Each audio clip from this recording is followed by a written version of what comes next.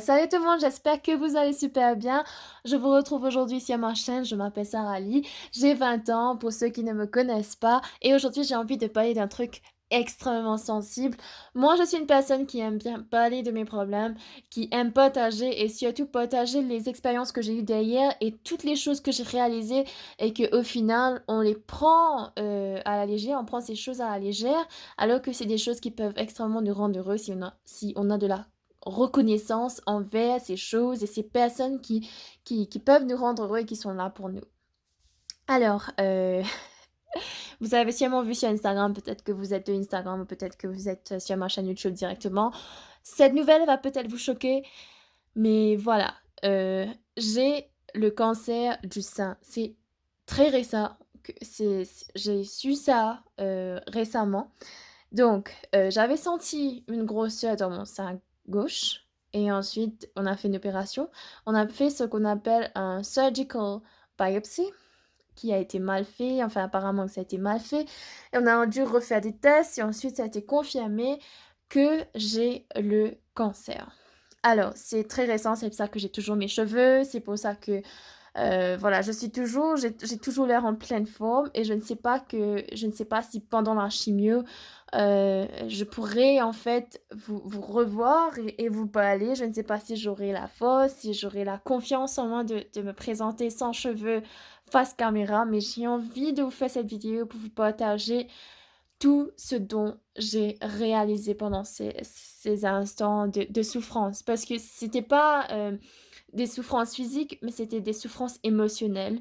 Mais ça a été quand même des choses qui m'ont beaucoup aidée. J'ai changé vraiment ma façon de voir les choses, j'ai changé ma façon de de faire, en fait, depuis que j'ai su que j'ai le cancer et que des fois on se dit: «Bah, la vie elle est courte» et maintenant j'ai une maladie, je sais pas si c'est incurable ou pas, mais maintenant que j'ai le cancer, je me dis: «Pourquoi est-ce que j'ai pris certaines choses tellement par cœur et que j'ai pris d'autres choses tellement à la légère alors que ça aurait dû être l'inverse?» Alors, la première chose que j'ai réalisée, c'est que quand on a eu la nouvelle, heu, ma famille a été choquée. Ma maman a beaucoup pleuré. Tout le monde s'est bougé pour moi et je vous dis pas, vous imaginez pas à quel point on a dû dépenser de l'argent. Je viens d'une famille modeste, hein, je suis pas riche, même si je travaille pour moi maintenant, je ne suis pas riche. Hem, on a dépensé beaucoup d'argent pour l'opération, pour les tests. On a dû faire échographie, mammographie, CT scan, je sais pas si vous connaissez, bref. C'est mes parents qui ont tout payé pour moi, sans assurance d'ailleurs, ça coûte très cher.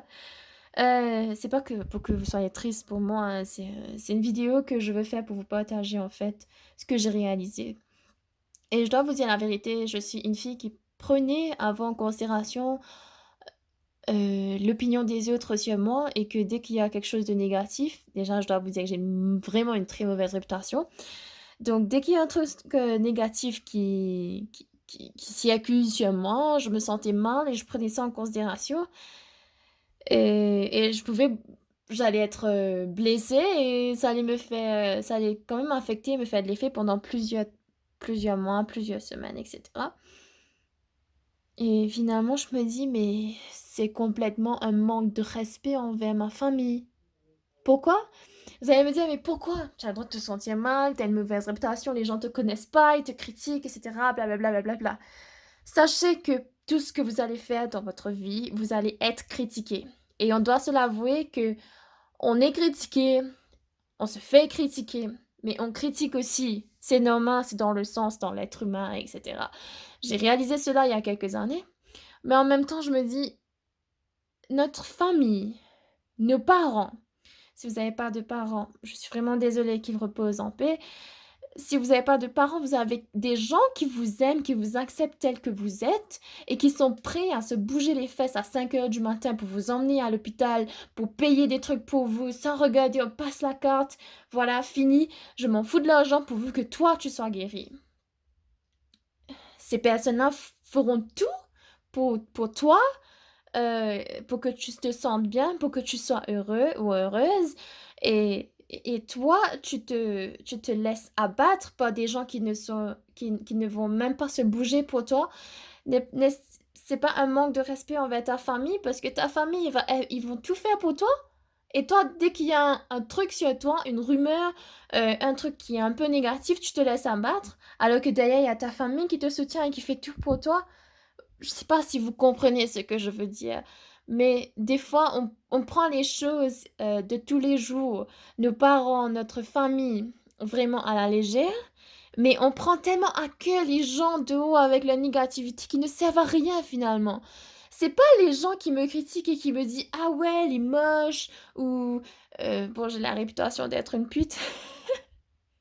J'ai pas honte de le dire parce que je sais qui je suis, mais j'ai la réputation d'être une pute. Mais c'est pas les gens qui vont me dire ah ouais, elle, c'est une pute et tout. Si j'essaie de changer, c'est pas eux qui vont m'aider à soigner mon cancer. C'est pas eux qui vont m'aider, qui vont être là pour moi quand j'ai fait ma chimiothérapie. C'est pas eux, c'est mes parents. Et mes parents savent qui je suis. Mes parents sont là pour m'aider. Mes parents sont derrière moi. Vous comprenez ce que je vous dis?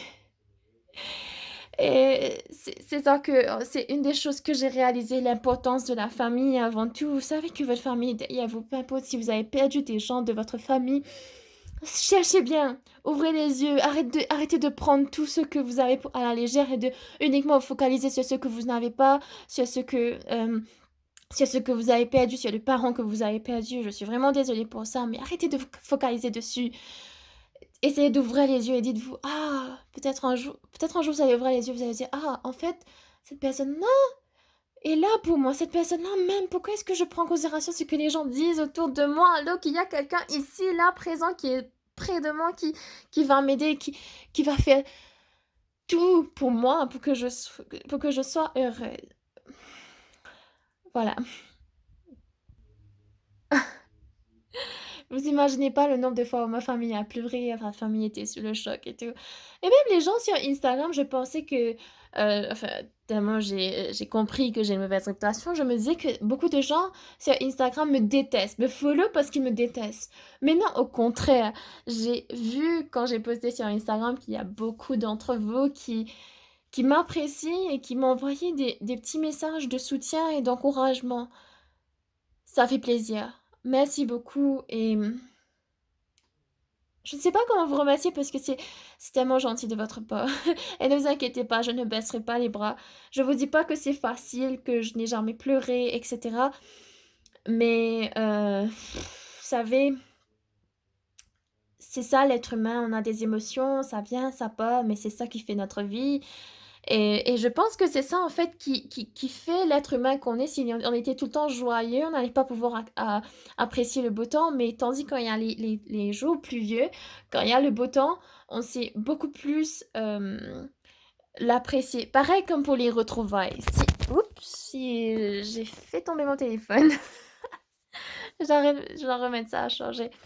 Alors, pareil, si vous n'avez pas vu votre chéri pendant plusieurs mois, vos retrouvailles seront encore meilleures que si vous le voyez tous les jours, quoi. Hem, Ensuite, la deuxième chose que j'ai pris à la légère et que j'ai réalisé, nous les femmes, on a vraiment beaucoup de complexes, n'est-ce pas? Faut se l'avouer. Même en ce moment, j'ai coupé mes cheveux, j'ai fait une frange. Je trouve que c'est pas joli, je suis pas contente. Je me compare aux autres filles qui ont pas de franges, et qui ont le visage dégagé. Je me dis que c'est pas moderne, blablabla, blablabla. Mais au final, je vais peut-être perdre mes cheveux et on s'en fout finalement si ma frange en ce moment, elle est moche. C'est moi, j'ai choisi de la faire. Un jour, je vais perdre, donc j'ai envie d'en profiter un maximum. Donc dites-vous que vous avez la chance d'avoir tout ce que moi, je vais bientôt perdre. On peut dire ça comme ça. Et après, on m'a dit que je dois faire, donc je suis en Afrique du Sud, donc on a utilisé des termes en anglais, je ne sais pas dire ça en français, je m'en excuse. On m'a dit que je dois faire une lumpectomy, qui veut dire a reconstruction of the breast. Donc ça veut dire qu'on va enlever mon sein et mettre, un autre sein. Ça, c'est pas sûr, bien sûr. Il y a la chimiothérapie qui passe avant, il y a d'autres traitements qui prend 6 mois, qui prend 1 an, à faire. Donc, là, c'est pas sûr. Mais, là, c'est la chimio en priorité, que je suis sûre de perdre mes cheveux. Mais quand on m'a dit que je vais devoir faire, enlever le sein et cetera, ça m'a fait un coup, mais de ouf! Je me suis sentie mal. J'ai pas arrêté de pleurer, j'ai senti une souffrance et je me disais: «Ça peut pas être moi, hein, ça peut pas m'arriver à moi». J'ai tellement pleuré et à un moment je me suis dit: «Non mais je suis dans un rêve, ça peut pas être réel. C'est pas ma vie ça, je suis dans une autre dimension, ça peut pas être vrai». C'est un choc, on n'arrive pas à y croire, j'avais la tête qui tourne. Vraiment c'était juste des paroles, hein, juste une nouvelle et ça m'a perturbée de ouf. Mais bon, voilà donc quand on m'a dit ça, je me suis dit: «Mais». Avant, je complexais d'avoir une petite poitrine et je me comparais à toutes ces femmes qui ont une grosse poitrine et je me sentais mal parce que on dit que les œufs sont pour les chiens et que les femmes avec des rondeurs sont bien plus belles et cetera. Oui, je vous dis la vérité, c'est ce que j'ai entendu, mais ça veut pas dire que c'est vrai, hein. Non, pas du tout, c'est pas ça que je veux dire. Mais je me dis: «Mais comment est-ce que j'ai pu, ne pas apprécier mes seins?» Parce que maintenant j'ai la il y a une possibilité que je les perds et ça f c'est mieux d'avoir une petite poitrine que de ne pas avoir du tout. Vous comprenez ce que je veux dire? Au moins là, j'en ai, mais après un jour je peux les perdre et je peux ne plus les avoir et c'est ça qui fait qu'on réalise, mais ils ont toujours été là, donc là je ne les apprécie pas, je les aime pas tels qu'ils sont, je ne suis pas reconnaissante de les avoir, mais maintenant ce qu'on me dit: «Tu vas peut-être les perdre», ça fait quelque chose, ça fait un coup, ça fait un choc. Et voilà quoi, ça fait mal. Alors, ça c'est vraiment beaucoup de choses que j'ai réalisées. Je me dis que finalement on doit prendre en considération les petites choses de notre vie de tous les jours, comme par exemple la nature parce que dites-vous quand vous allez dans une place, avec, des trucs naturels, prenez le temps, d'apprécier les choses parce que il y a des gens qui sont aveugles. Prenez le temps d'écouter les autres parce qu'ils ont tellement à vous apprendre et dites-vous que moi je peux écouter, je peux entendre, mais il y a d'autres personnes qui sont sourds. Prenez le temps de si vous aimez chanter, n'hésitez pas à chanter, n'hésitez pas à faire des vidéos, même si c'est pas parfait, parce qu'il y a des gens qui aimeraient pouvoir chanter, mais qui sont muets. Vous comprenez ce que je veux dire? Donc profitez de tout ce que vous avez maintenant. C'est même si vous êtes pas parfait, même si, il vous manque quelque chose, profitez de ce que vous avez parce que il se peut un jour vous allez le perdre, vous allez dire: «Mais pourquoi est-ce que je n'ai pas fait? Pourquoi est-ce que je n'ai pas profité de cet outil qu'on m'a donné?» Maintenant je l'ai des fois je vous dis franchement, j'ai l'impression que dès qu'on ne montre pas de la gratitude à quelque chose qu'on a, la vie nous l'arrache. La vie nous l'enlève en fait, cette chose. Heu, voilà, donc que ce soit matériel ou côté relation, dès que vous n'êtes pas assez reconnaissant de ce que vous avez, Dieu il se dit: «Hein, hein, tu me redonnes, t'es pas assez reconnaissant, tu ne connais pas sa valeur, je te le reprends». C'est pareil comme pendant une relation, un garçon vous quitte et votre meilleure amie, qu'est-ce qu'elle va vous dire? Ouais, ben, ce mec-là, il te méritait pas, donc c'est bon que tu l'as quitté. C'est pareil, ça compte pour les objets, ça compte pour la famille. Si vous êtes pas assez reconnaissant, croyez-moi, vous risquez de perdre cette chose, donc il est temps, ouvrez les yeux, réalisez. Heu, alors dernière chose que je vais vous dire, si vous êtes un jour diagnosticé d'un cancer, ne perdez jamais espoir, continuez à vous battre.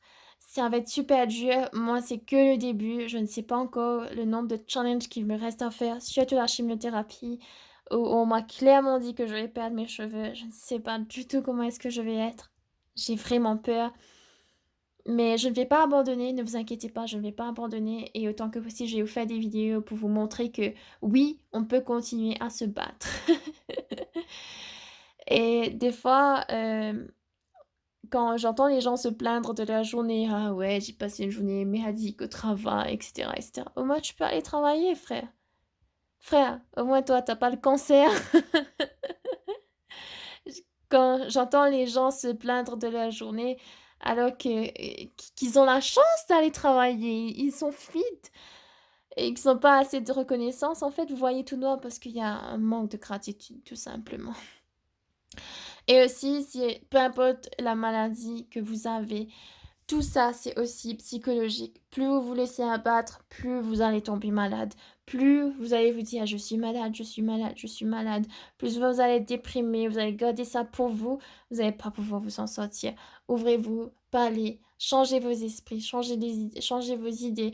Allez, sortez, mais aussi, c'est quand on vous dit que vous avez une opération ou une maladie et cetera, consultez, essayez de si vous avez les moyens bien sûr, après je sais pas trop, mais pour la santé, je trouve qu'il faut pas vraiment regarder le prix. Après c'est pas moi qui ai payé donc c'est vrai que c'est facile à dire, mais moi je vous dirais de consulter plusieurs médecins, avoir plusieurs avis, ne pas rester sur une seule personne parce que des fois une personne dit une parole, mais après, il y a des gens qui ont des façons old school de penser et qui vont prendre tout: «Ah ouais, c'est grave» et cetera, alors que ça peut être guéri et que voilà, il y a pas vraiment d'urgence.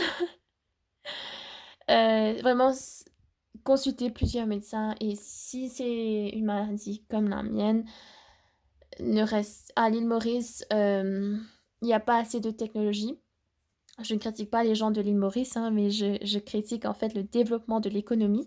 C'est dommage, mais il y a pas assez de technologie pour vraiment traiter et même les docteurs, ils vont vous dire: «Il y a pas assez de technologie ici, il y a pas assez d'avancées». Heu, voilà, mais si vous pouvez, allez faire ailleurs et pour le cancer, si jamais vous avez le cancer, vous, je sais pas. Heu, il est important d'essayer si vous avez les moyens, peut-être la France ou l'Angleterre. J'ai entendu dire que c'est les meilleurs pays du monde pour traiter le cancer. Après je ne sais pas, je ne suis pas sûre. En Afrique du Sud aussi, c'est pas mal. Je suis en Afrique du Sud en ce moment, je sais pas si je l'ai dit, je sais pas combien de fois je l'ai répété. Et ouais, ensuite, donc comment est-ce que je sais pas si vous allez vous poser la question de comment je fais pour continuer à être, positive. Donc je fais beaucoup de méditation, de yoga. Je suis sportive, donc je continue à faire mon sport pareil autant que possible. Je ne pouvais pas faire le sport pendant un mois et pendant la chimiothérapie, bien sûr, heu, je ne pourrais pas faire de compétition, donc même ça, je vais continuer mon sport, mais vraiment le sport, ça aide, le yoga, la méditation, la prière, n'hésitez pas, continuez. Je vais faire des vidéos dessus, sur les livres que je lis. En ce moment, j'ai sur ma table de nuit, de l'hôtel. Je suis assise en bas d'ailleurs. J'ai en ce moment ce livre-là, je suis sûre que beaucoup d'entre vous, vous le connaissez. Voilà. Je lis les livres qu'en anglais, en ce moment, parce que les termes sont un peu plus faciles pour moi à retenir, vu que, je suis pas dans un collège d'État, système anglais quoi. C'est un peu plus facile. Après le français, il y a beaucoup de best-selling, des livres qui peuvent vraiment vous aider à fond, qui sont ensuite traduits en français, donc n'hésitez pas. Mmh. Alors voilà, c'est tout pour cette vidéo. J'espère que je n'ai rien raté. Je suis vraiment désolée si vous m'aviez posé des questions sur Instagram concernant le cancer et cetera. Le cancer que j'ai eu, je n'ai pas répondu, parce que, pour être franche, en fait, c'est dur parce que dès que j'ai mis ça sur Instagram, il y a beaucoup de personnes qui m'ont envoyé des messages. Je vous en remercie, vous avez pensé à moi, vous êtes inquiétés, mais il y a pas lieu et voilà. Donc je suis désolée, mais merci de m'envoyer des messages, je suis désolée, je pourrais pas tout répondre. Je vais pas de docteur à docteur et je fais des tests à tests et des consultations